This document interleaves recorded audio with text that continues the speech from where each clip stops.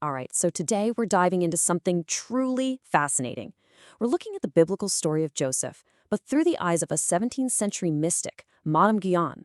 For her, this wasn't just ancient history. Oh no, it was a living, breathing roadmap of the soul's journey, a path from being completely abandoned to experiencing a glorious new life.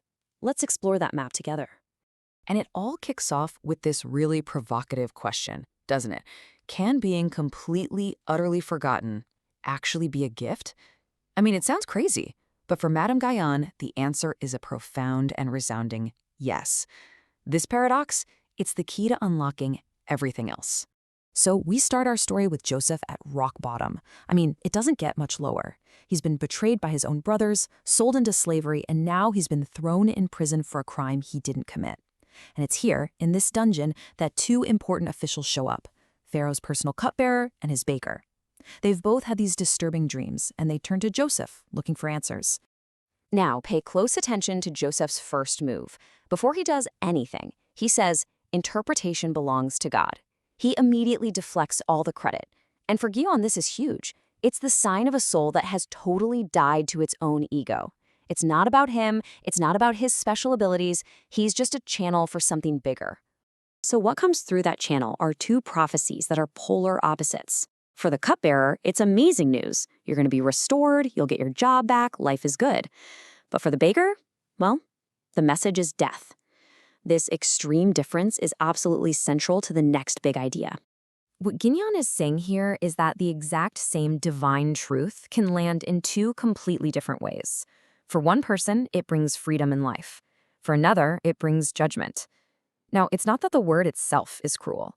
It's that it acts like a mirror, revealing the true state of the person who hears it. The baker's fate was sealed by his own past, not by Joseph's words. Okay, so Joseph nails the prophecy. He helps the cupbearer and asks for just one small thing in return. When you get out, just remember me.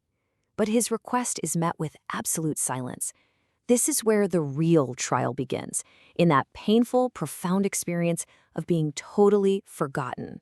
And he isn't just forgotten for a few weeks. 2 full years go by. Can you just imagine that? 2 years of nothing. Just sitting in a cell after seeing this one tiny flicker of hope. And as we're about to see, that long wait was anything but an accident. You see, for Guyon, this delay was a deliberate spiritual process. God allows this period of being forgotten to stretch out the suffering, which in turn deepens Joseph's virtue. It pushes his faith to the limit, and it perfects his ability to let go of control. He's being completely emptied of any hope in other people so that his only hope can be in God alone. And then, just like that, everything changes. The most powerful man in the world, Pharaoh himself, has a dream that leaves all his wise men totally stumped. And in that moment of crisis, the cupbearer's memory is finally jogged. He remembers that Hebrew slave back in the dungeon. And the next scene is just this incredible illustration of spiritual resurrection. Joseph is literally rushed out of prison. The marks of his old life, the prison filth, the slave's uncut hair, they're all stripped away. He's given new clothes, the robes of life and freedom. It's this powerful outward sign of a massive inner shift that's about to be revealed. So he's standing before Pharaoh, his entire future hanging in the balance. And what's the first thing he does? The exact same thing he did in prison. He deflects. It is not in me. He points away from himself, directly to God. This right here shows that those 2 years of being forgotten really worked. All that personal ambition, any desire to be the hero, it's gone. He is purely a vessel. Now let's get to the dream itself, because this wild image is the absolute key to Guyon's whole mystical interpretation. Pharaoh dreams of 7 fat, healthy-looking cows, followed by 7 skinny, ugly cows that come up and completely devour the fat ones. Strange, right? So first, we have the fat cows. According to Guyon, these represent the early days of a spiritual journey.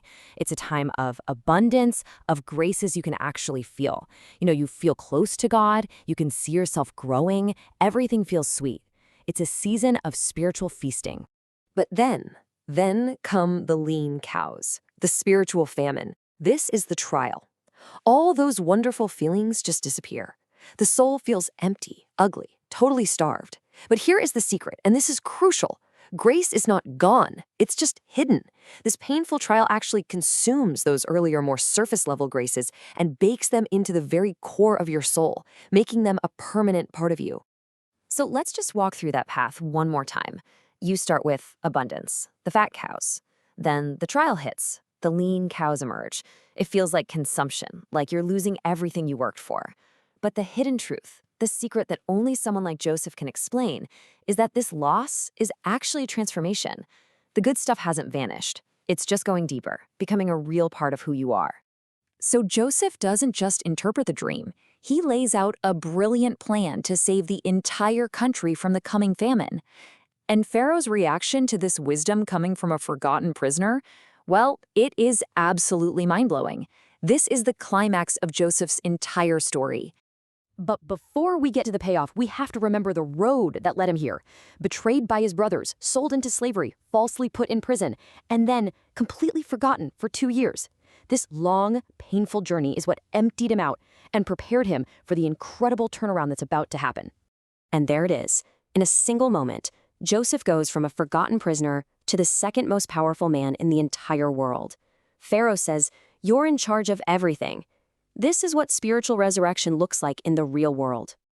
And for Madame Guyon, every detail here is drenched in meaning. The new clothes and the signet ring, that's not just getting his old life back. It's getting all the past graces restored, plus a ton of new ones. His new name, a totally new identity. His new authority, that's the power to give spiritual life to others. And the new wife, well, that symbolizes the ultimate goal of the soul, a complete union with God. And the final proof of this total transformation is in the names of Joseph's 2 sons. He names the first one Manasseh, which means God has made me forget all my hardship. All that pain is just gone. And the second he names Ephraim, which means God has made me fruitful in the land of my suffering. So not only is the pain forgotten, but he now sees that very suffering as the source of all his blessings. It's an incredible shift in perspective.